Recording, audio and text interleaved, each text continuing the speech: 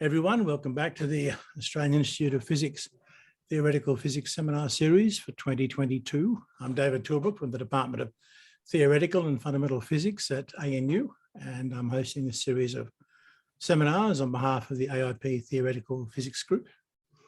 I'd like to start, as always, by acknowledging the people of the Ngunnawal Nation, the traditional custodians of the lands upon which ANU and indeed all of Canberra is located.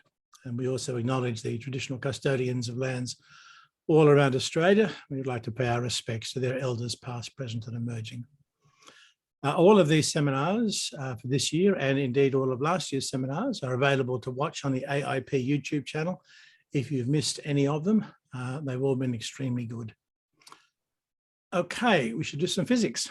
I suppose it's true to say that ever since the development of quantum mechanics, the question has been asked as to what quantum mechanics really means. We apparently have a very powerful and accurate theory which enables us to predict the results of a large number of experiments, sometimes with great precision, at least in the non-relativistic and non-gravitational approximations. The situation is a little more difficult, of course, when it comes to relativistic quantum mechanics and quantum field theory, and of course the relationship between gravitation and quantum mechanics is not yet understood.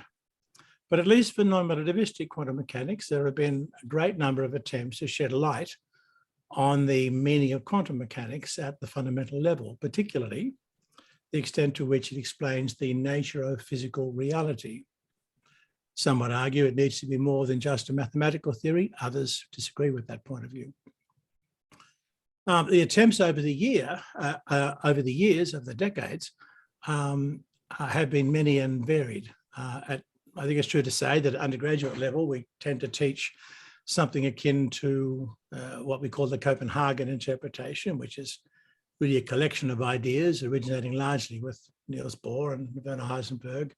But many other approaches exist, such as, most notably in terms of recent work, the many worlds interpretation, the ensemble interpretation, which goes back to Feynman and arguably Einstein, the objective collapse theories, time-symmetric theories, relational quantum mechanics, and alternative mathematical theories, such as theories based on quantum logic and generalized number systems, just to name a few. But underpinning all of these approaches is the view that quantum mechanics needs a viable physical interpretation. So to talk about some of these matters today, our speaker is Professor Howard Wiseman from Griffith University. Professor Wiseman is the director for the Center of Quantum Dynamics at Griffith University. He was the recipient of the 2021 AIP Walter Boas Medal for his work that he has done on elucidating fundamental limits arising from quantum theory, in particular in its applications to metrology and laser science, and via the implications for the foundations of reality. Professor Wiseman's talk today is entitled, "Can a qubit be your friend? Why experimental metaphysics needs a quantum computer." Over to you, please, Howard. Thank you, David. Thanks for the wonderful introduction. And yes, so what I'm talking about today is related to the end of that citation for the AIP medal, to do with the implications of quantum theory for the foundations of reality, or I can't remember exactly what the words are, but that is what I will be talking about today. So yes, maybe also just to pick up before I start to pick up again on something that David said, that indeed, as I'll explain, this idea of experimental metaphysics, and I'll explain what that means, is exactly about making statements about interpretations or modifications of quantum mechanics, and I think the results that I will show will reinforce what David said about the need for interpretations, and in fact the need for clarity in interpretations that our theorem helps to establish. Okay, but I'm getting ahead of myself. Anyway, but if I didn't say it now, I would have forgotten to say it later. So I thought I would do that. So indeed, I am at Griffith University, which is a multi-campus university. I'm in one of the Brisbane campuses here, and as well as being funded by the Centre for Quantum Computation and Communication Technology, which is an ARC Center of Excellence. This work is also funded by the Foundational Questions Institute. Okay, so obviously I'm not the only person who's contributed to this work. So the first piece of work, the first part of this talk, well, strictly sort of the second part after the introduction, is going to be based on this paper, which was published in 2020, and which you see has several authors. It's an experiment and theory paper, so actually the authors alternate experiment theory all the way down the line. So all of them are Griffith authors in the Center for Quantum Dynamics, except for Yongcheng Wang, who's at the National Cheng Kuk University in Taiwan. And I will, because yes, Eric, I'll also point out Eric is the other senior theory author, Eric Cavalcanti, on this paper, and I'll single him out, partly because, yes, I'm not going to have much time to say much about the experiment, which was led by Jeff Pride and Nora Tischler, but also because the third part of the talk is going to be on another paper, which is unpublished still as yet, with Eric, by myself and Eric, and a collaborator at NASA in California, Eleanor Riefel. Okay, which you, well, yes, I'll just advertise that and talk about it more later. Okay, so yeah, so as I said, the three parts of the talk are the introduction, then the second part talking about a new theorem, and very briefly the new experiment which went with it, which was in that Nature Physics paper, and then the third part is a new theorem, this as yet unpublished work, which goes beyond what was in that already published paper, and then I'll conclude. Okay, so to begin with, so motivation for this work. So one motivation is that what we've done is identified a novel customer for quantum computer, and that is philosophers wanting to advance experimental metaphysics, which is of course a huge global, untapped global market for quantum computers. All right, so what does this mean? So for those who don't know what metaphysics means, it can be thought of in a number of ways, but it's traditionally it's the part of philosophy that deals with the most fundamental principles of things, like, well, there are examples there. Okay, so typically people in quantum foundations are typically very interested in exactly these types of issues. Okay, so that's metaphysics. What is experimental metaphysics? Well, it's the idea that we can actually test these fundamental ideas by making very careful theorems which combine various metaphysical assumptions to get empirical consequences. So this phrase, experimental metaphysics, was coined by philosopher Avner Shimoni in this 1987 in a chapter in this 1987 book, Philosophical Consequences of Quantum Theory. And yeah, it's a phrase that has caught on to a certain extent, at least. So here's a conference from 2017, 30 years after the book. And one of the authors, one of the presenters, keynote presenters in that conference was Eric Cavalcanti, who, as I said, is the other senior author, senior theory author on this work. Okay, so from the subtitle of this book, Reflection on Bell's Theorem, this reflects the fact that in 1987, the philosophical consequences of quantum theory, or experimental metaphysics, was basically synonymous with Bell's theorem. And what's been exciting is since then how many developments there are beyond Bell's theorem. But nevertheless, Bell's theorem is still at the foundation of what I want to talk about. So I do want to talk about it for a little bit. Okay, so Bell's theorem dates back to the paper of Bell that he wrote in 1964. And if you want to say, well, what is the actual theorem? The clearest statement in this paper is from the conclusion where Bell writes this: the statistical predictions of quantum mechanics are incompatible with separable predetermination. And then he explains what he means by that.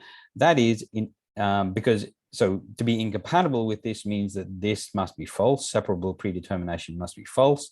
And the way he explains that is to say, well, then if predetermination, what it means is that if predetermination is true, then this other idea must be false. Okay? So what he's saying is that is in any theory in which parameters determine the results of individual measurements. So that's predetermination. So this must be false, by which he means there must be a mechanism whereby the setting of one measurement device can influence the reading of another instrument, however remote. Okay, so that's, yes, and that is what he proved. Now, the reason I put some of this in brown writing and some of it in black writing is I want to make a distinction between assumptions that are themselves experimentally testable. So we could call them like technological assumptions, if you like, things that we can actually go into the lab and test, and assumptions that are metaphysical, okay, things that are not directly testable. So the statistical predictions of quantum mechanics, Bell is talking about particular statistical predictions, which he considered in this paper. And at that moment in time in 1964, these had not been tested in the laboratory. Okay, so they were quantum theory, but they were nevertheless, you know, there was good reason to take these predictions seriously because quantum mechanics was and remains our best physical theory for these type of phenomena. So this is a but essentially the theorem is not about, you know, the theory of quantum mechanics. It's about certain predictions of that theory, and we can go into the lab and test those predictions, find that they're true, for example, without accepting that quantum mechanics has to be a completely correct theory in all aspects or anything like that.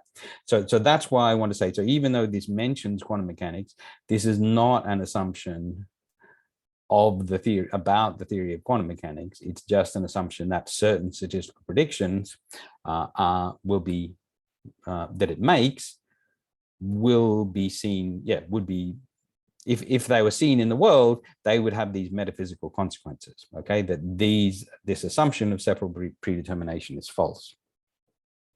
Okay, so I hope that's clear, because that's a theme that goes through my talk, making this distinction between what I'll call technological assumptions, and because I want to emphasize that it's not about assuming theories to be correct, metaphysical assumptions. Okay, so right, that's how Bell described his theorem in 1964. As I said, at this point, these were just predictions of quantum mechanics, but what's happened in the last more than 50 years, well over 50 years now, is that these predictions have turned into simply results, the results of Bell experiments, and in particular since 2015, the great majority of physicists would think that we have basically done the definitive Bell experiments, and so we don't need to talk about the predictions of quantum mechanics anymore. We can simply say that Bell experiments rule out the conjunction of some metaphysical assumptions. But I want to formulate these metaphysical assumptions now in a much more careful way than Bell did. I mean, not to be criticizing Bell, because it was obviously a completely seminal and amazing piece of work for 1964, but we also do need to be, if we want to, for the purpose of this talk, we have to be very careful about our assumptions. So, so the assumption, which, I mean, very roughly, the assumption which Bell talked about in that first paper under different terms. Sometimes he talked about locality, sometimes he talked about separability. I'm going to use a very precise assumption here called local agency, and it's defined as follows. Any intervention X, so an intervention, we're talking about using, well, I'll finish the rest of this, made in a manner appropriate for made in a manner appropriate for randomized experimental trials of a given phenomenon. So basically, this is just a way of, intervening and setting the apparatus in some particular way. Okay, for example, using a random number generator. So that's what we mean by an intervention. The assumption is that any such intervention is uncorrelated with any set of physical events that are relevant to the phenomenon under study and which are outside the future light cone of X. Okay, so the locality part of it is this idea that, yeah, there's something special about the future light cone. When we make an intervention, we would not be surprised to find correlations between an intervention and things that happen in its future.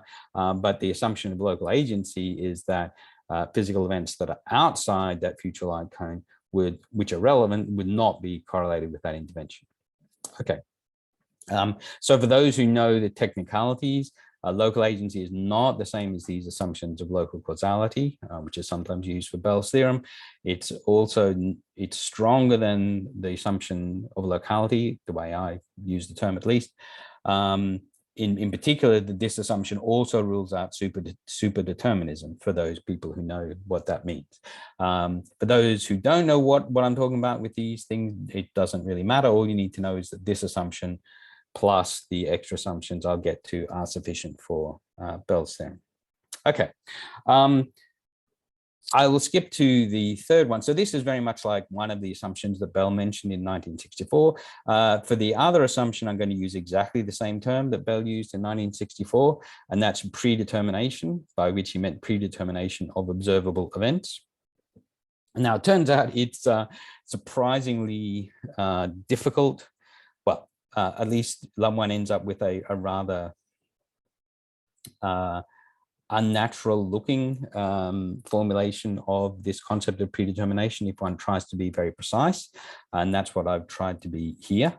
But I think for the purpose of this talk, yes, you don't need to understand all of this, because this is, as I tried to indicate by this, the choice of color here, is that this is something we want to get rid of as soon as possible.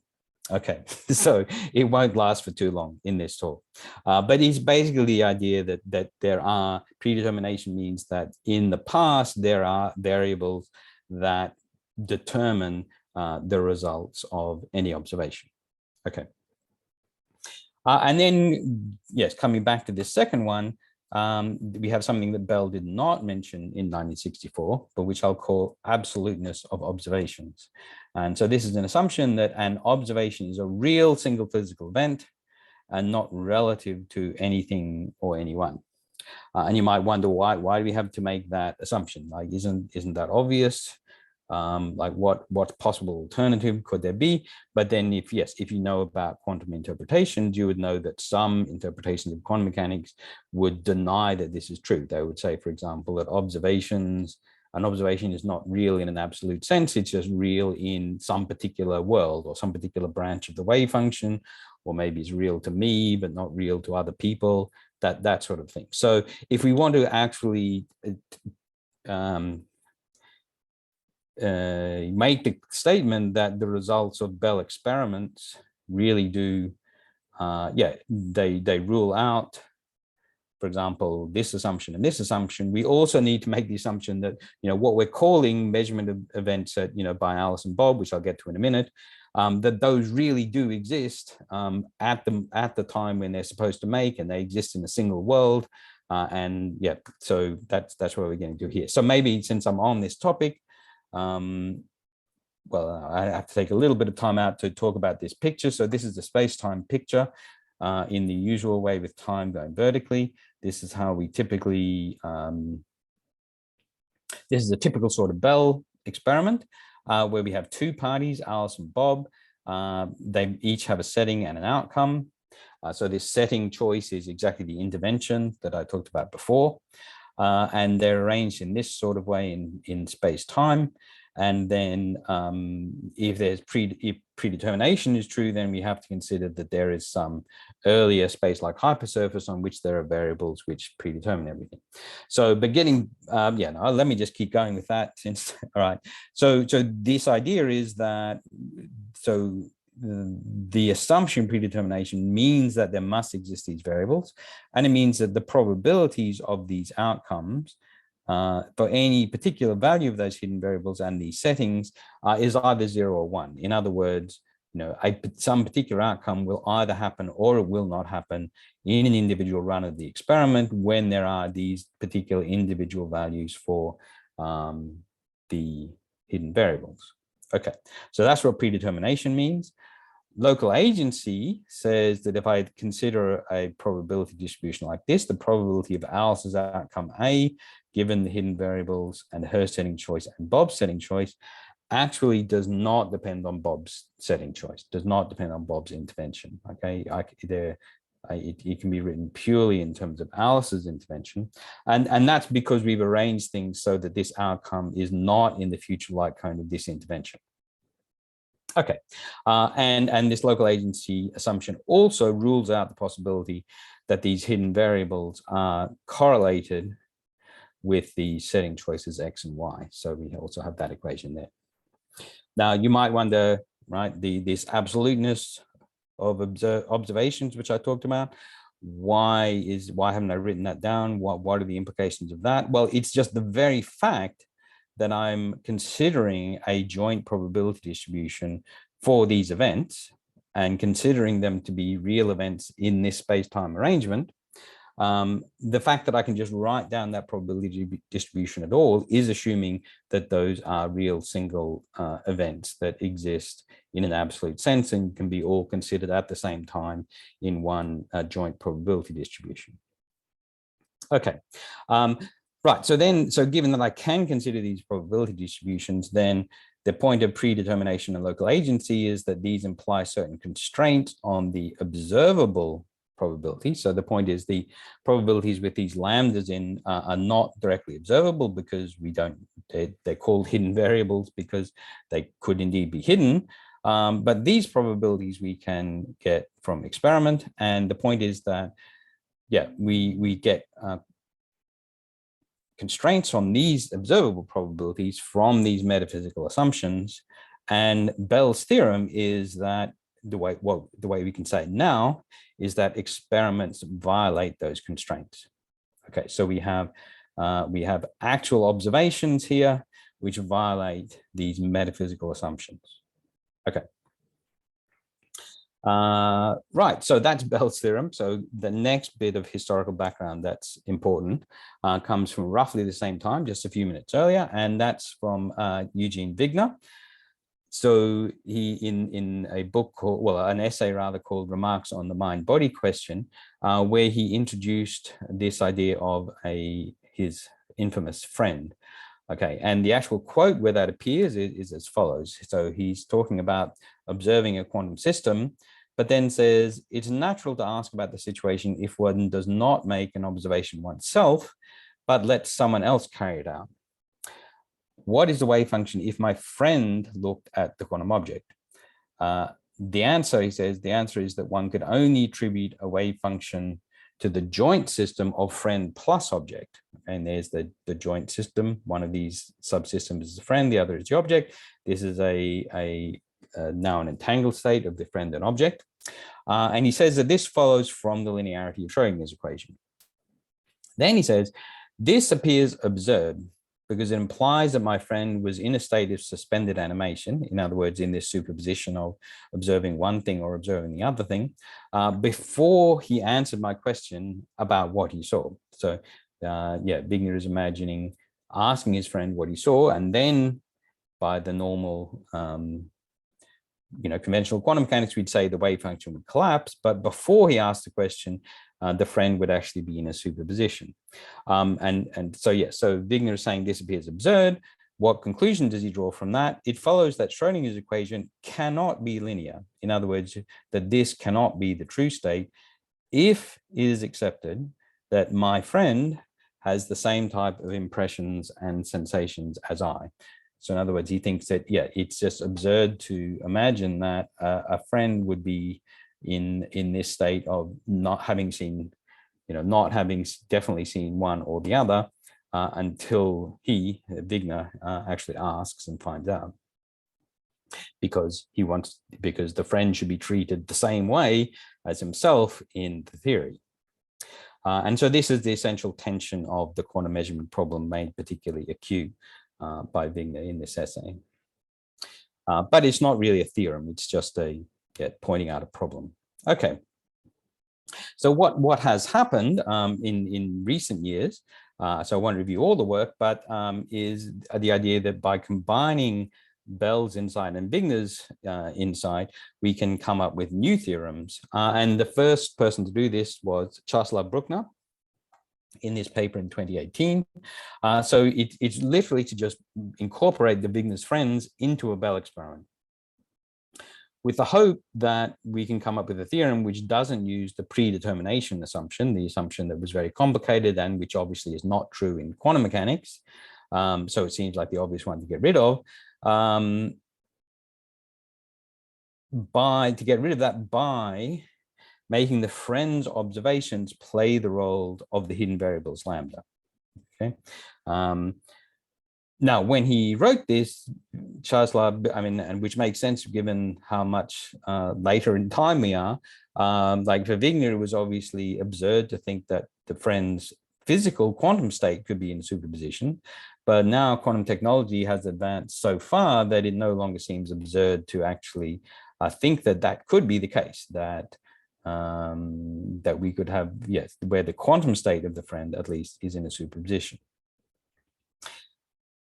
And that's exactly what Bruckner was considering. Now, the problem is, so it was a very nice idea, but actually Bruckner's formulation, he ended up making assumptions which were just as strong as Bell's assumptions in his theorem. So it didn't actually end up proving, in a sense, a new theorem, just ended up proving Bell's theorem again, because it's essentially making the same assumptions, but in a much more complicated setting. So that's the bad news, but the good news is that inspired by this work, we found a new theorem which does use strictly weaker metaphysical assumption than Bell. And so we actually end up with a stronger theorem in that sense than Bell's. And that's what I want to tell you about now. So that's this theorem in this paper here. So to cut straight to it, what is the theorem? So it uses two of the assumptions are the same as before. So local agency, which is any intervention X, the short version, is uncorrelated with any set of relevant physical events outside X's future light cone. Same assumption of absoluteness of observations. Any observation is a real single physical event and not relative to anything or anyone. And that's it. That's it in terms of metaphysical assumptions. We only have those two. We don't need the assumption of predetermination. However, we do need a non-metaphysical assumption about what can be done in the lab. Right? And this is an assumption which I sort of jokingly called superpowers. So it's not, we don't call it that in this paper. Why superpowers? Because in these type of scenarios, people often use the term super observer to describe Wigner as opposed to his friend, who's just an ordinary observer. And so this is the assumption that a super observer can perform arbitrary quantum operations on an observer, that is on the friend and the friend's environment. Okay, so as I said, so it's not a metaphysical assumption. For any given Wigner and any given friend, we can just do an experiment and essentially find out whether Wigner does have the ability to do the necessary quantum operations on the friend and the friend's environment. So it has the same, so it has the same status as the statistical predictions of quantum mechanics that Bell talked about in 1964. Something you could go and test. Okay, so how do these work? How do we get our theorem? So we consider now two friends, Charlie and Debbie. They each share half of an entangled pair. Oh, and I guess I should have said, yeah, in the original Bell's theorem, I never mentioned this, but probably everybody knows that the Alice and Bob in the original Bell's theorem, the way they can do an experiment to violate the inequalities is by sharing an entangled pair of particles. So here now, it's actually the friends that share the entangled pair of particles. They make a measurement on their particles in some fixed basis. And then now I'm going to concentrate on half. So I'll concentrate on Charlie. And so Charlie is the friend of Alice. So Alice is the super observer. Charlie is the observer. Alice now does have a measurement choice. If her random number generator, for example, comes up 1, then what she does is just open Charlie's box, ask Charlie what he saw, and she writes that down. Okay. On the other hand, if the random number generates not 1, right, maybe 2 or 3 or whatever, then Alice does something different. She keeps the box closed. That's very important. okay? Because we're imagining that this is all described by reversible quantum mechanics. And she takes advantage of the fact that it's reversible by actually now reversing the evolution in Charlie's box. So she reverses that evolution. She's very powerful, this super observer. She reverses that evolution back to the point when Charlie had not yet made his measurement. Okay, so now Charlie is unentangled again with his half of the entangled pair. Now Alice just heartlessly throws Charlie away, leaving her with this quantum particle, and then she makes her own measurement on that, depending on which particular setting it is that was chosen by the random number generator. Okay, and then on the other side, Bob and Debbie are doing similar things. So we have this space-time diagram, but as I said, we no longer assume hidden variables. We don't assume predetermination. So it's not the case that all of these outcomes are predetermined or anything like that. The only assumptions we have, absoluteness, means that these measurements really happen. Okay, Charlie and Debbie really make measurements. The outcomes really exist in the same, in a single space-time world, along with Alice and Bob's. So we can write down, therefore, a joint probability distribution. Okay, if this experiment is repeated many times, that defines a probability distribution for all of these events. Right, even we're not saying we can measure that probability distribution, but it exists. Okay, under the assumption that observed events exist absolutely, that this is what we get. And then the actual observed probabilities that Alice and Bob can verify is the marginal over the outcomes that Charlie and Debbie get. Okay, and the other thing we have is that by the setup of the experiment, if Alice is setting choices 1, then her result is simply equal to whatever Charlie saw, and likewise with Bob and Debbie. Okay, and then local agency works much the same way as before, but with the hidden variables being replaced by C and D. So all those equations are the same. Okay, so it's strictly not the same assumptions as for Bell's theorem, but nevertheless, these assumptions, which we call local friendliness, do have empirical consequences. Okay, so what we can say is that, yeah, this assumption of local friendliness, these two assumptions together, imply constraints on this probability distribution that can be violated. This is what the theorem says, that they can be violated if the appropriate superpowers exist. And in fact, we don't even need the superpowers of being able to do, arbitrarily unitary quantum operations or whatever. All we need is this to be approximately true, that the probability for Alice and Bob, the results given their settings, given that there was unitary evolution where Charlie and Debbie did their measurements and then that unitary evolution was undone, that just has to be done well enough so that is approximately the same as the probabilities they would have got if Charlie and Debbie had never made measurements in the first place. Indeed, if there was no Charlie and Debbie in the experiment at all. So that's all we require, but with that assumption, as I said, we get a contradiction then between these empirical probabilities and these metaphysical assumptions of absoluteness of observations and local agency, which we call local friendliness together. Okay, so that's our new theme of experimental metaphysics.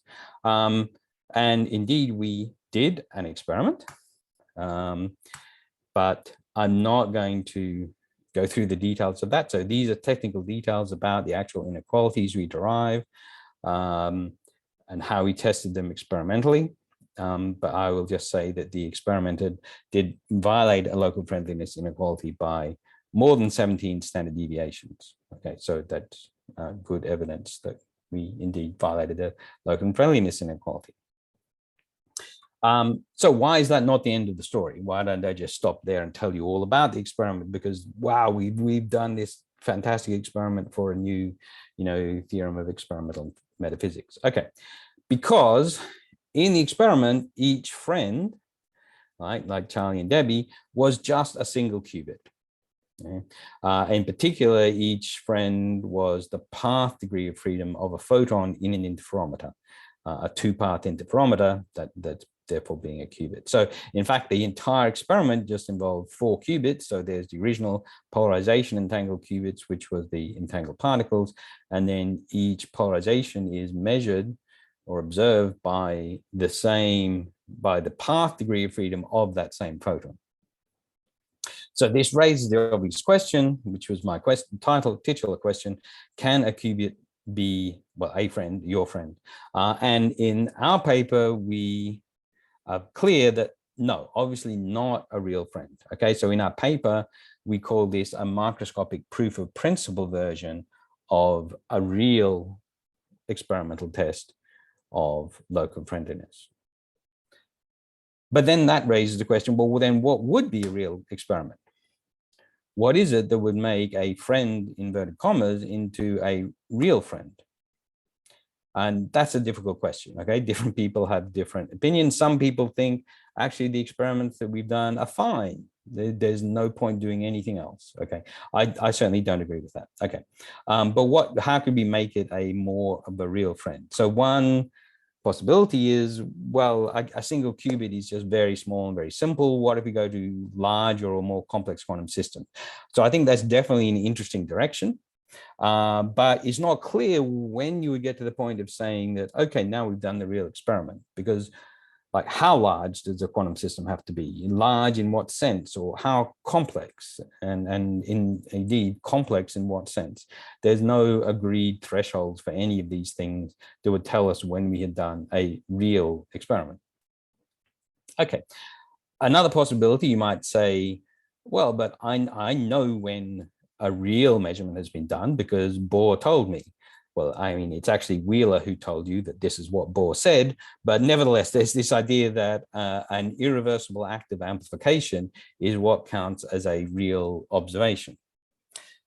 And you could take that attitude, but if you did that, then by definition, it would not be possible to violate a local friendliness inequality, because the way the experiment works is that Charlie and Debbie make these observations, or if we wanted like not anthropomorphize them, we could just say that, you know, observations get made, and then, but those observations have to be reversed in time in order to get the violation. But if you say that by definition, an observation has to be irreversible, well, then there's simply no way that this, you're just ruling out this experiment by fiat and saying that, you know, it's, if we see a violation, then it was not an observation.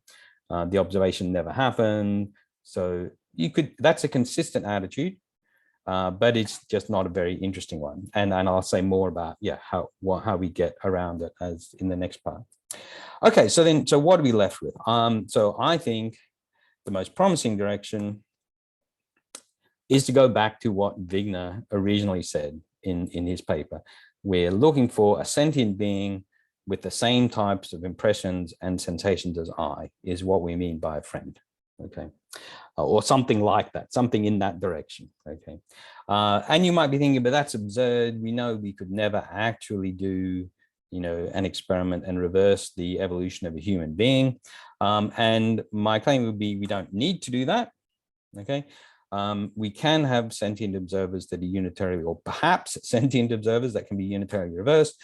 And that would be by running an artificial intelligence algorithm on an enormous fault-tolerant quantum computer. And so that's why, yeah, quantum computers are in the, is what experimental metaphysics needs. That's the subtitle of my talk. Okay, so that's, yeah, the next where we mentioned this in the Nature Physics paper, but we are really going into it in great depth in this next paper, which I want to talk to you about now. So I'll begin with talking about the sort of experimental vision. And after that, talk about a new way of presenting the theorem as well, and to motivate that. So yeah, so as I said, it's in this paper in preparation. Hopefully it won't be too long before this is on the archive. So yeah, so one reason for saying that, you know, it's possible to have to realize a sentient observer on a quantum computer is that, well, we think we can simulate quantum mechanics on a quantum computer. That's one of the motivations of quantum computing. So in principle, we could just simulate a whole biological organism and its environment on our quantum computer, but that's going to require an absurdly large number of qubits. Okay, this is I'm sure a way underestimate, but just it's conceivable, but that's just so far in the future that we really want to look at simpler alternatives, put it that way. And I think the simpler alternative is to think about an artificial intelligence algorithm developed for ordinary digital computers, classical digital computers, which were just going to happen to run on a quantum computer. Okay, and we'll call that running that when that algorithm is running on the computer, we'll call that a party, an artificially intelligent party, Charlie. Okay? And the idea is we really want to become friends with Charlie. This is a serious idea of Charlie actually being a friend. So we can have two-way communication with Charlie for as long as we want, chat about all sorts of topics until we're happy to say that, yes, Charlie seems to be thoughtful and I have no reason not to consider him a friend. And then we're at that stage, then we can start the experiment. No, it's not an experiment on Charlie, it's an experiment with Charlie. So Charlie has to be a consenting party in this experiment. And the idea is a thing we have to be clear about is that as part of this experiment, because it involves reversing the evolution of Charlie, it would involve Charlie being completely isolated and then having his evolution reversed. Okay, so that's a potentially confronting thing. And so that's what said that Charlie would definitely have to willingly participate. And we're also going to assume that we can, we would actually get ethical approval to do an experiment like this. So there are these methodological assumptions that we're making as well, but I'm not going to stress those in the actual theorem. Okay, so then this is the way we imagine doing the experiment. So it turns out, for technical reasons, we don't actually need two friends. We can make do with just Charlie. We don't need Debbie. So that's, look, I've saved half the cost of this experiment already. Isn't that great? All right, so we do need Charlie, okay, running on this enormous universal quantum computer. So Charlie shares a qubit with Bob, right? Bob directly measures, in this case, there's no Debbie. And Charlie is going to measure this qubit in the Z basis. So basically he just takes that qubit as input, the way he would take any bit as input, and that's just a piece of information. So just treating that as a piece of information is the same as just observing it. But it's all described by unitary evolution of this artificial intelligence algorithm running on the universal quantum computer. And right, we're going to say that is reflected, this observation is reflected in Charlie's thoughts. So that's this event here, C, Charlie actually seeing and thinking about what he's seeing. And then he communicates what he's seen to Alice over here. So I should say, sorry, in this diagram, there's another space-time diagram, obviously, but here the dotted lines are the light cone. So it's all flattened out a lot more. Okay. So that's the first, so far. Now what happens next depends on Alice's setting. If Alice chooses x equals 1, or if the random number generator says 1, then what Alice does is very straightforward. She just looks at the message from Charlie and deduces what he observed and writes that down as her own result. So that's all there is to it. On the other hand, if x equals 2, so in this case, we only need to consider a binary setting. Okay. If x equals 2, then things are more complicated. What she has to do is send a message to the quantum computer, okay, telling it it's a command, reverse the logical evolution you did for the previous time t, do that whole thing in reverse. Okay. Also, instead, when she gets the message from Charlie, okay, so this message has to be sent, in fact, in a quantum channel as well, because what she wants to do is simply basically reflect that back directly so that it goes back into the quantum computer as input as opposed to output at exactly the right time, to effect this inverse unitary evolution over this same time period.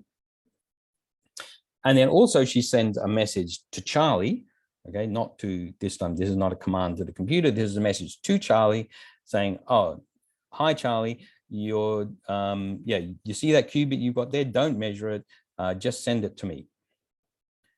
Okay, so as far as Charlie is concerned at this time, well, at least the way, okay, this what quantum mechanics says will happen, the standard quantum predictions for this, like from our understanding of how quantum computers work, is that then, yeah, Charlie will indeed like have no memory of having seen, of having made a measurement before on the quantum computer.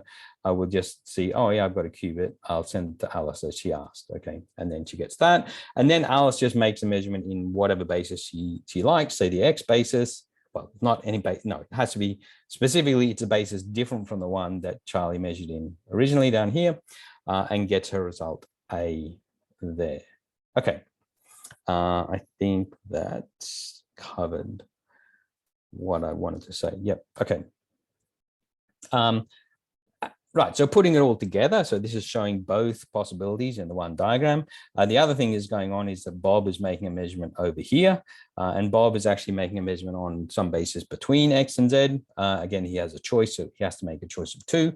And from all that, Alice and Bob can get together after having done many runs of the experiment. They can look at their settings and their outcomes, and they can calculate a probability distribution, or P of A, B given X, Y. And the point is that with the local friendliness assumptions, they, in this particular case, they predict that this probability distribution will have the same constraints on it as in the Bell case. In other words, if I violate a Bell inequality, such as a Clauser-Horn-Shimoni-Holt inequality, then I would be in this situation demonstrating a violation of local friendliness. Now, crucial to that, this claim that we are violating local friendliness, is the idea that this thought here exists. Okay, if we didn't think, yeah, if we disregarded that, then we wouldn't be doing a local friendliness experiment at all. We would just be doing a Bell experiment, a very complicated, needlessly complicated Bell experiment. So it's crucial that this observation, or this thought about the observation, exists here in order to be able to interpret this as a local friendliness. So you could ask, well, but does this actually exist? Does Charlie really have a thought? What does physics say about that? Well, physics doesn't actually tell us about thoughts. Okay, thoughts are not, we don't have an accepted theory of the world that tells us what a thought is or what an experience is and whether it even happens in space or not. Okay, those are all metaphysical assumptions. Yes. So the next step is I want to formulate a theorem that is appropriate for this type of local friendliness experiment, where we really have a friendly party, where we really have an intelligent party who seems to have thoughts. No, seems to there. I'm not assuming that he does, but let's just say, you know, the way he acts is very similar to a human being. But what actual assumptions do we need to make to derive a contradiction if you want to be very careful about it? Okay, and so that's what I'll present. So 6 assumptions, and then I'll talk about 6 interpretations. So here we go. So here is the what we're calling a thoughtful local friendliness theorem. Okay, so 6 assumptions, but only 4 of them are metaphysical assumptions. Okay, 2 of them are these technological assumptions, which I'll get to at the end. So, okay, what are the 4 metaphysical assumptions? So the first one is the same one we've seen multiple times. So some notion of locality keeps turning up in all of this, and it's local agency here again. So I won't go through again what that means. That's the same as before. Okay, second assumption are called physicalism. That I think it's a fairly standard name for this type of assumption, is that any thought, right, if a thought exists, right, then it supervenes upon a physical process in time and in the space of the brain or other information processing unit. Okay, so this is something that almost all scientists believe, but we do actually need to make an assumption like that, okay, to prove a theorem. And it's very important to be, to write down all the assumptions, okay, because partly because almost any assumption you can think of, there is some interpretation of quantum mechanics that that violates that or questions that. Okay, third assumption. So this is not a standard assumption, but I'm calling it ego absolutism. And by that we mean my communicable thoughts are absolutely real. Okay, so this is the absolute coming back in from similarly to the previous theorem. But yeah, this is deliberately phrased in the first person. Okay, so if you are reading this paper or looking at my slides and you're thinking, do I believe this, do I believe in ego absolutism? Well, then that's asking a question of yourself. It's obviously not asking a question about whether Howard Wiseman's thoughts are absolutely real. No, you are meant to ask this of yourself. Do you believe that your thoughts exist in an absolute sense? Okay, that if you say, yes, I'm thinking of something now, do you have to qualify that in any way? And if not, then it's then you do believe that they're absolutely real. Okay, last, we have an explicit assumption of friendliness, which I like for something called the local friendliness theorem. And this is as follows. If by open-ended communication, so I talked about this before, you get to know Charlie, an independent party displays cognitive ability at least on par with my own, so again, phrased in the first person, then they have thought, and any thoughts they communicate, any thought they communicate is as real as any communicable thought of my own. So this does not presume that the thoughts are absolute. Okay, but if you think that your own thoughts are absolute, and if you adopt friendliness, then you are also obliged to say that the thoughts of other parties are absolutely real in the same way. Okay? But yes, but we're not saying that you have to believe any of these assumptions. These are just the assumptions that are necessary for the theorem. And well, yeah, I'll get to the next ones. Yeah, and I'll finish that sentence. Okay, so then we move on to these technological assumptions. So one is that it is actually possible to do human level artificial intelligence. And that, I'd say, is still an open question at this time, but most people would think that it is. And lastly, that again, that we can do universal quantum computing on suitably large scale and suitably fast. Okay, so this is the way we don't have to make any assumption of superpowers anymore. We are assuming, just genuine engineering advances that are foreseeable. Yeah, not magic levels of powers. Okay, so the idea of these assumptions is that every one of these assumptions is supposed to be plausible. Okay, so you're not obliged to make any of them, but every one of them, most people, I would say, would look at them and say, yes, that seems perfectly reasonable. I don't see any problem with that. I don't see any problem with that. But that's the whole point of the doing it that way, is to make our theorem have the most impact, because we know what the theorem says is that the conjunction of these assumptions is a contradiction. So you cannot consistently maintain that you believe in all of these assumptions. You have to reject at least one of them. Okay. And what is interesting is to see, well, how do different interpretations of quantum mechanics cope with this theorem? Are they in fact consistent? Well, so I'm not going to talk about, there are way too many interpretations. I can't review all interpretations, and some of them I think would just not have answers to these questions. They would just be vague or just unable to cope with that query. But what I'm going to do is present some pretty well established interpretations of quantum theory and show that they they do indeed all reject one of these. Well, they're not all well established, but some of them are well established. Okay, so here we go. This is the table. So here's the list of interpretations or more classes of interpretations, and also including like modifications of quantum theory, things that actually give different predictions from standard quantum theory in certain situations. And here are the assumptions, okay?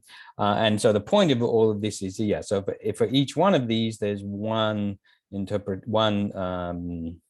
assumption that each one clearly violates, and they may possibly violate some of the others, or there may be question marks in some of the others, but at least, yeah, the clear violation is for one particular metaphysical assumption.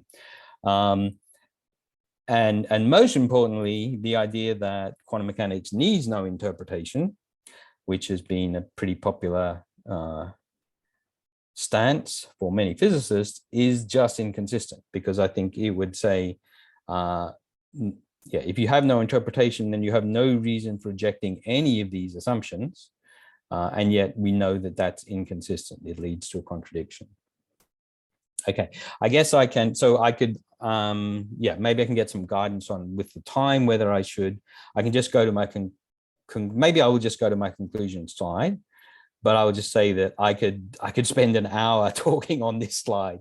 So feel free, people, to ask questions about interpretations, and I can come back to this slide, I think. But in the interest of wrapping up for people who want to get away, I will just go to my conclusion.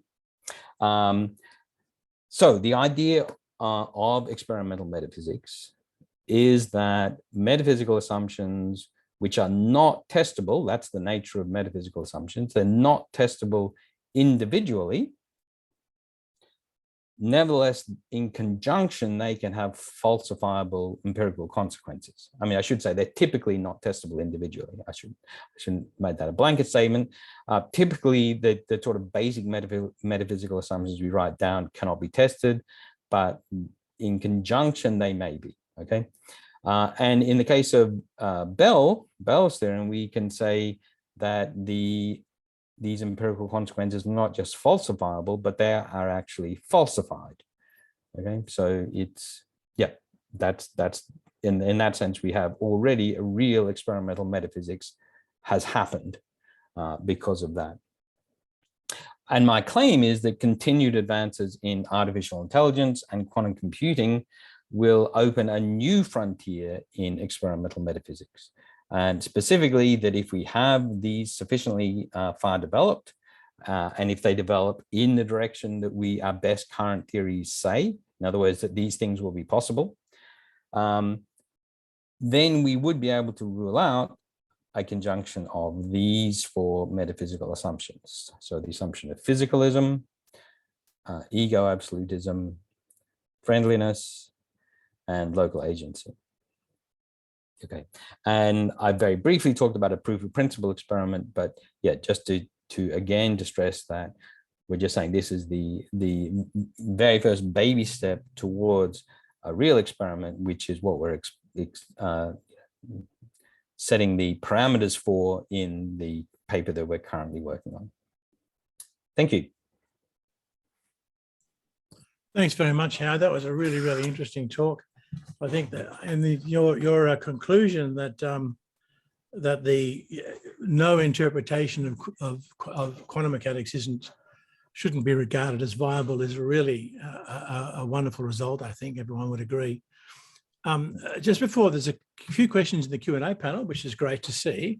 Could you just say a few words about, I think it was on slide 8, perhaps, or slide 9.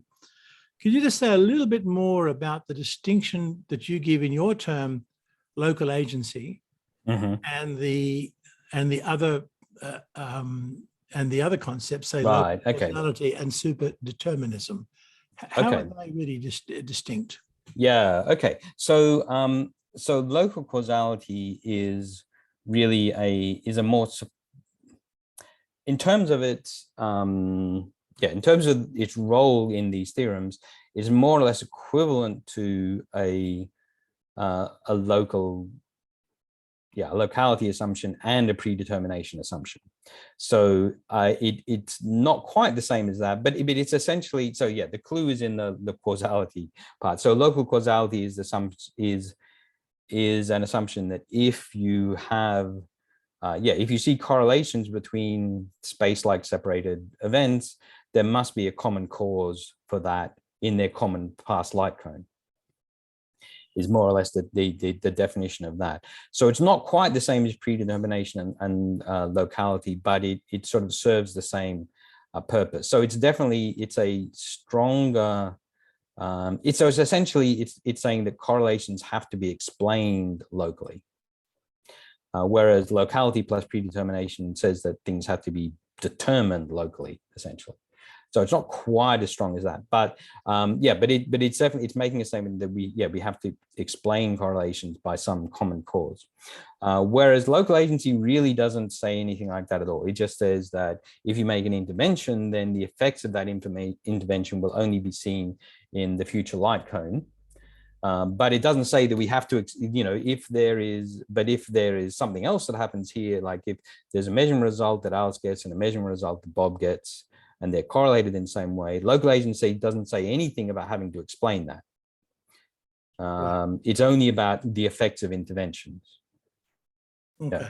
Yeah. So that's the local causality. Did you also ask about superdeterminism? I can't remember. So. Yeah, I was just okay. So this is something else which I'm working on with Eric and the student. It's surprisingly difficult to separate these things out, but I think perhaps the easiest way is just to look at these types of equations. So local agency, although it's very simply that's really the definition expressed, of agency, isn't it, on slide 9 there? Well, I wouldn't say it's the definition, but it's how, if you restrict to these sets of events, then this is what its mathematical implications are. Right. Yeah. But it's a broader concept because if it applies in like any physical situation with any number of parties and etc. But in this particular context, that's exactly what it means. And we could separate out these two types of things and call one of them locality. So we could just say, the idea that Alice's outcome, given everything else, does not depend on Bob's setting. And likewise, Bob's outcome does not depend on Alice's setting. We could call that locality, and we could call the fact that the settings are independent of these hidden variables in the past. We could call that no superdeterminism. So the idea that it's not the case that there are experimentally relevant variables out there in the world that also affect the future outcomes, but also determine the what we think of as being random settings. That's essentially the no superdeterminism assumption. So in the original paper, we actually did exactly split it into those two separate assumptions. And when you look at these equations, that looks perfectly natural. It's like, well, these equations look different from that equation. Why wouldn't you just like call one of them locality and the other one no superdeterminism or something like that? The reason we didn't do it that way, we're not doing that way in the new paper, and I'm not doing it this way in the talk, is that when you try to write out in words what the different concept is that would lead to those two different, that splitting up, it's actually, then it ceases to be a natural concept again. So it's actually, it's more natural as a concept to think of that all wrapped up together. But then when you see how it actually affects, what constraints it puts on your probabilities, then I agree, it naturally splits into like a locality part and a no superdeterminism part. Does that help? Yeah, it does. Yeah, it does.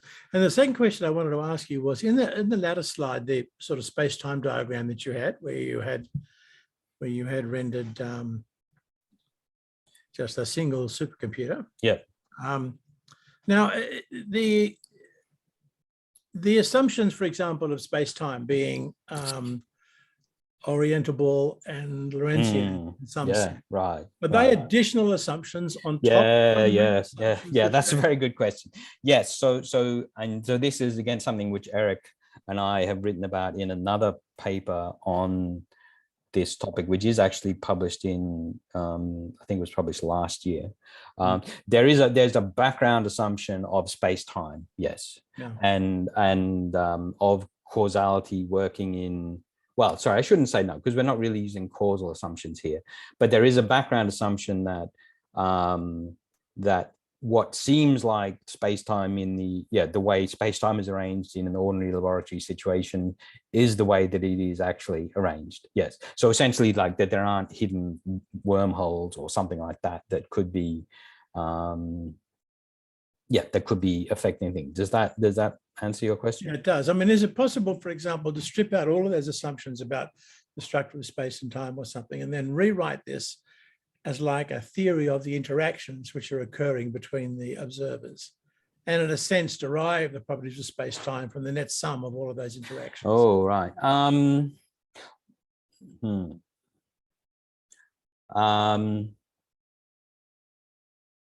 Yeah, I don't know. I won't. I mean, that's a whole research program, obviously, I think, isn't it? Yes. So I guess that wasn't something we had in mind when we were developing this. But it is definitely the case that that one has to be able to apply like a bunch of these assumptions, like local, well, I guess it's only really these two in particular, like local agency and physicalism, both make reference to things in space-time. And so you can't apply them without having a presumption that, you do know what the space-time of your arrangement is. Well, you probably need some ordering as to when these events or reactions occur. Right, yes. And that's kind of... No, so, okay, so there would be a different way. So possibly, maybe I see what you're getting at. There could be a different way that you could formulate this without making specific reference to space-time, which just talked about the causal relation between events. Yes, that would very likely. And then the net sum of all those causal relations is what we call I see what you mean. Time or something like that. That's. I'm just waffling here. No, that sounds. I'm just going off on a random. Right. And then, okay, we've got a few questions in the Q&A panel, which I should get to, so we don't forget some people out. So you may have touched on this after Bernard asked his question, but Bernard Field asked, if absoluteness implies that Charlie and Debbie's measurements are real measurements, then wouldn't that make it impossible to reverse it via unitary evolution? So that's a natural thing to think, but not really, in the sense that, like, classical physics is full of events that are real but are reversible. I mean, like, if we just define an event as being, like the black ball is, at the, is hitting the side of the pool table or whatever, right? Okay, so that's a particular event at a particular time, and in the future that event, well, it's not true anymore. Like the black ball is no longer hitting the side of the pool, but the pool table. But that doesn't mean that event didn't happen in the past. So reversibility doesn't imply that something is not absolute. Now, in quantum mechanics, obviously it's a much more subtle issue. So I guess the point is, I think the intuition behind the question is that we, if we know quantum theory, then we are used to associating absolute events with, for example, irreversible measurements. This idea that what a real measurement is, a measurement is not real unless it's an irreversible act of amplification. So in a sense, I said, yes, you could adopt that point of view, okay? But that doesn't make our theorem invalid, okay? What that means is, yes, you could say, well, okay, there are different attitudes you could take. You could, okay, to cash out. So the question was, if absoluteness implies that Charlie's and Debbie's measurements are real measurements, wouldn't that make it impossible to reverse it by unitary evolution? It would mean, well, what it would mean is that one of these assumptions has to be wrong. Okay, so if we assume that they are, so an example how the answer is no, it could be you could have a theory in which the assumption that is wrong is local agency. And so examples of those theories are hidden variable theories. They just violate local agency. And the way they could work is to say that the wave function description of reality is not the whole description of reality. So there is something else in the physical universe, and that something else is what defines the absoluteness of thoughts, for example. So it could just be some physical variable that happens to, to tell you, if you could know what it is, what particular thought Charlie is happening, for example, Charlie is experiencing. Sorry, go on. Yeah, so if but that is a change in quantum theory. So that's one way in which reversibility can be consistent with absoluteness. And that's probably the most obvious answer to say. But the other possibility is indeed that the wave function is all. And in that case, yes, if you accept local agency and all these other things, then the implication would be that if Charlie and Debbie's measurements are absolutely real, then we could not reverse it. Okay, and so that would actually have the interesting implication that universal quantum computing is not possible. We would try to do this experiment and just fail. We would not be able to reverse Charlie's measurement because his thought caused the wave function to collapse or something like that. And that's something that philosophers like David Chalmers has actually written down equations which are meant to describe this idea. So it's something that people take seriously. But maybe the overall comment to say is that we're not presuming, as I said, it's the theorem of experimental metaphysics, which means we're not presuming that quantum theory, standard quantum theory, is necessarily giving the complete description of the world. The only thing we're assuming about it is that, well, we're not really assuming anything about it. We're listing all these assumptions, and of course, quantum theory plays a role in this one, which says that our best quantum theory suggests that universal quantum computing is possible, but we don't actually know that. Right? We haven't got to that point yet. Yeah. In a related question, Peter Price asks, does human level AI need irreversible requirement? Yeah, okay, that's also a great question, and I think that relates to this other the idea of Roger Penrose. So if I read a couple of his books, and the way I read them is that he thinks that human level artificial intelligence is just not possible on a digital computer because there is something weird involving the collapse of the wave function and gravity, which is and the physics of actual neurons and things like that, and not clear what that is, but there's something about the actual physical process of thoughts happening in an actual human brain or animal brain or whatever, which would have presumably irreversibility in it, because he talks about collapses of the wave function, although it's an orchestrated collapse. So that's another possibility, is that, I think this is, probably even less likely than this one, but you never know. It could be that it's just not possible to produce human level artificial intelligence on a digital computer, but rather we need some special quantum processes actually important to human level intelligence. This goes back to the whole idea of relationship between consciousness and quantum processes, right? Yes. Moe Gadimi asks, why is reversal of the state, why does that have to be part of the experiment? Couldn't we have an easier experiment that did not include the state reversal requirement? Okay, well, it would definitely be easier, but then we wouldn't violate these assumptions. So you, so for example, if Alice, so if instead of doing the reversal as shown here, if Alice just didn't do this reversal, but just asked Charlie for the qubit after Charlie had measured it, then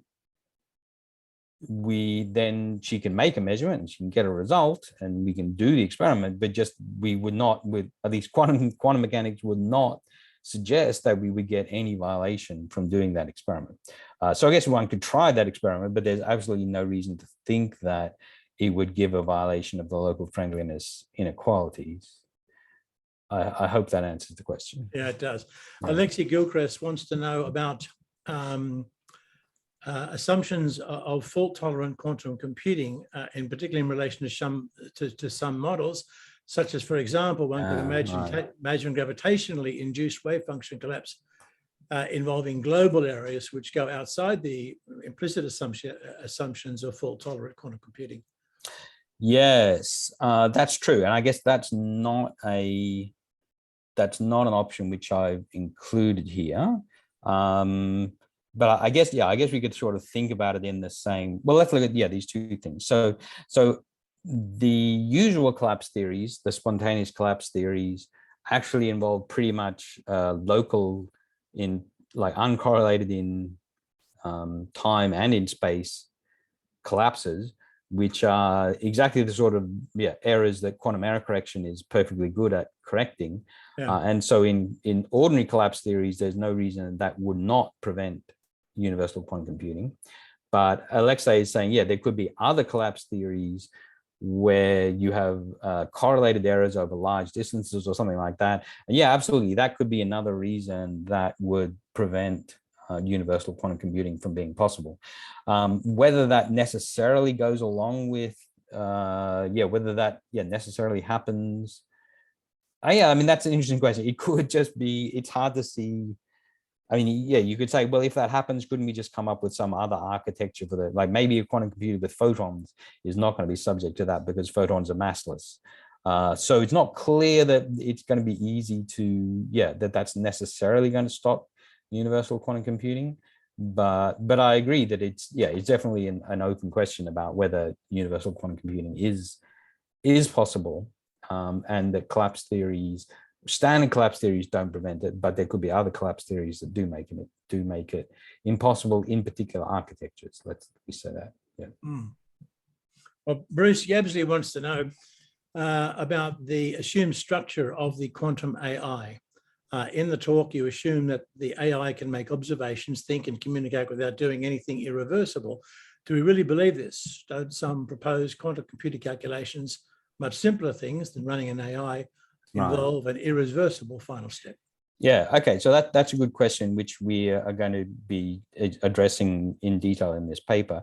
So I guess it's, when I talk about, doing this unitary here, this reverse unitary here, the important thing is that we are not, like, contrary to the way I talked about it in the toy pictures that I had in the earlier part of the talk, we're not imagining that we have some physical region of space and we literally reverse all the evolution in that region of space. All that we require is to reverse the logical operations on that quantum computer. Okay, so the quantum information has to evolve in reverse. For that to happen, lots of irreversible things are happening around that, so to speak. So there's quantum error correction going on all the time, and that's typically irreversible. I mean, so at every level of this quantum computation, except the highest level where we're actually describing the information that we care about, the information that that determines how Charlie responds to certain inputs, there is irreversible stuff happening. So it's only a logical reversibility, not a physical reversibility over an entire region of space-time.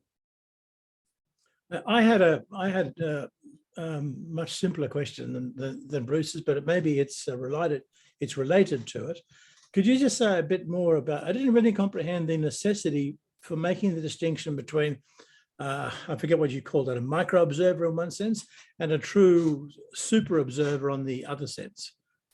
So do you mean in terms of like why the original, like, do you mean?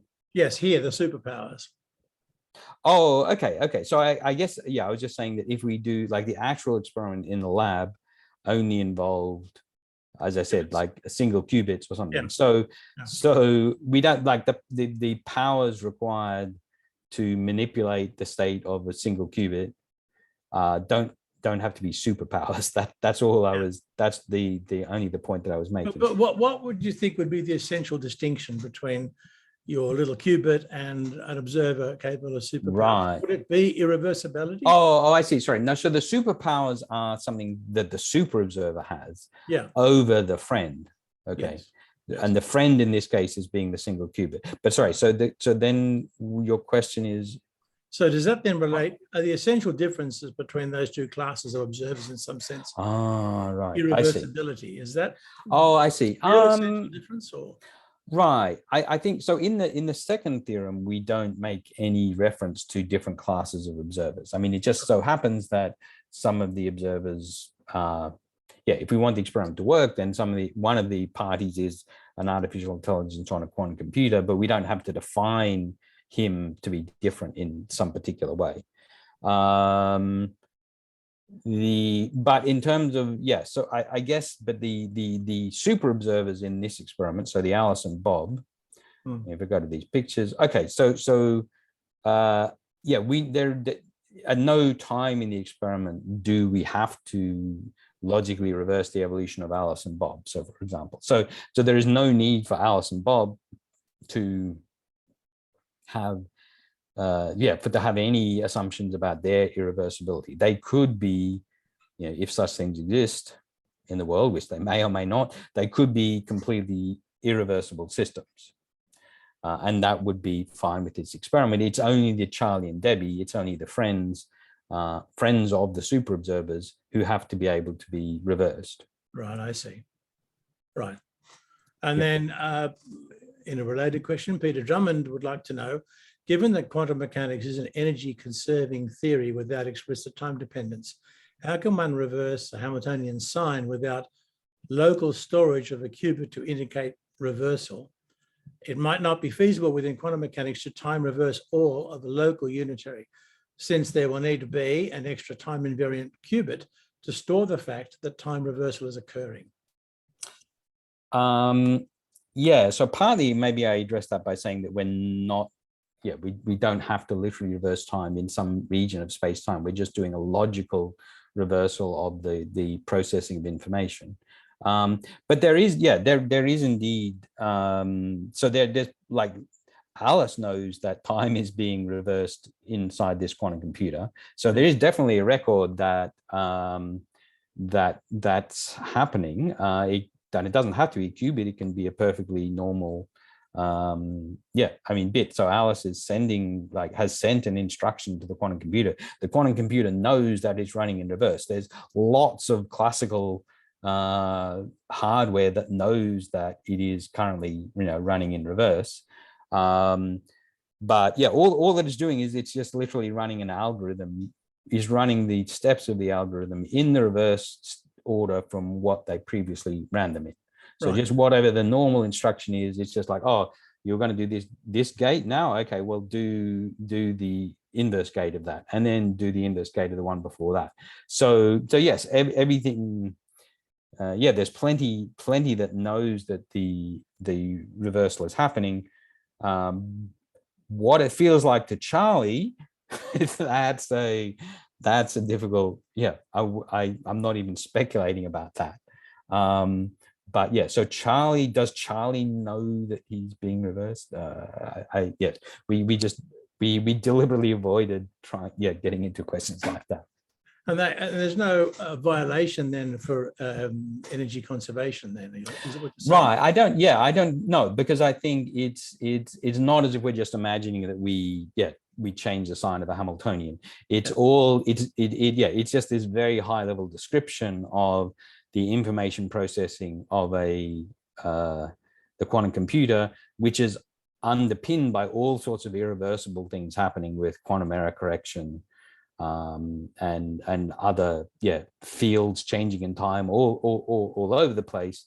From the outside, it's not really going to look any different. It's just like, well, this quantum computer is doing something, it's churning away, information is being processed. It's only if you actually know what's happening, like if you only get into the details of what's happening, you'd say, oh, okay, but what this quantum computer is currently doing is just reversing every step that it had done for the previous second. Yeah. So it's not as if it's going to look strange from the outside. It just so happens that all the instructions are being sent to it now to reverse what it previously did. Right. Runyan Tay would like to know, is local agency equivalent to no signaling? It's very close to it. So if one, yeah, maybe I go back to, so if one sticks to only observable events, so if one didn't have to worry about hidden variables, then it would be exactly the same. So in other words, if I said, so I use the term physical events here. If I said observable physical events, then this would be, yeah, exactly no signaling. Okay. But because we are not, we're making minimalist assumptions here, we're not assuming that all of physics is necessarily observable. So for example, there could be hidden variables that exist in the world, but which we can't observe. So that's the distinction. I hope that's clear, clear enough. But. Janis Arlos wants to know, given that you're not totally satisfied with a single qubit experiment, do you personally feel that a line can be drawn, or do we need to go as far as general AI to convince ourselves? Is there is there an interim experiment that one might right. Yeah, I think answer some of these questions? Yeah, well, there are definitely, I think, as I said, where did I say it? There definitely has to be, I think, yes, coming up with interim experiments is definitely a useful thing to do, because you don't want to tell experimentalists that, just sit back and wait and, wait for 50 years and then, then you might be able to do something. And that would be terrible for the field. So I think it's definitely good to try to come up with interesting interim experiments. And that's something that I know, Eric Cavalcanti, my colleague, is particularly interested in. And something we're going to return to in a future paper, probably. In the current paper, my idea was to, okay, I guess the question is a personal question. For me personally, yes, I really think that the ultimate experiment is one to aim for. Okay, that I don't think I'll be satisfied until I actually, well, I probably won't live long enough, but I would like this experiment to be done. Yeah, I really would. Yeah. Second last question is a follow-up from Bruce Yabsley. He'd like to know, it's the AI's thoughts and communication that form the basis of your recognition of it as something like yourself. But the answers seem to rely on a special walled-off part that's reversible. There are probably special walled-off parts of Wigner that are reversible, or at least distinct from his thinking. Yeah, no. So it's a good question, but no, we're not assuming that there's part of Charlie that's reversible. We're just assuming that it is possible when we come to actually doing the experiment, that we can simply shut off the inputs and outputs to Charlie. Okay? And technically, we don't actually have to shut off the inputs, but it's probably easier to think of it that way. And we don't need to, okay. So it's basically that, in normal operation, Charlie could be continually, sending messages out, getting messages in. But when we do the actual experiment, we have to be very controlled about what Charlie lets out and what can go into Charlie. So the way I would think of it is more like, if you're in a situation, is ordinarily you're reacting with the world like this, but for this experiment, you have to agree that you're going to go into an isolation tank for a few seconds where you'll be completely isolated from the rest of the world. And that doesn't sound like, I mean, if Charlie is a universal quantum computer, we can design things in a way that when we want to shut off all communication with the outside world, we can do it. But the way Charlie is then, but Charlie's processing of information, his thought processes, if we think he does have thoughts, would remain exactly the same whether or not he is communicating with the outside world.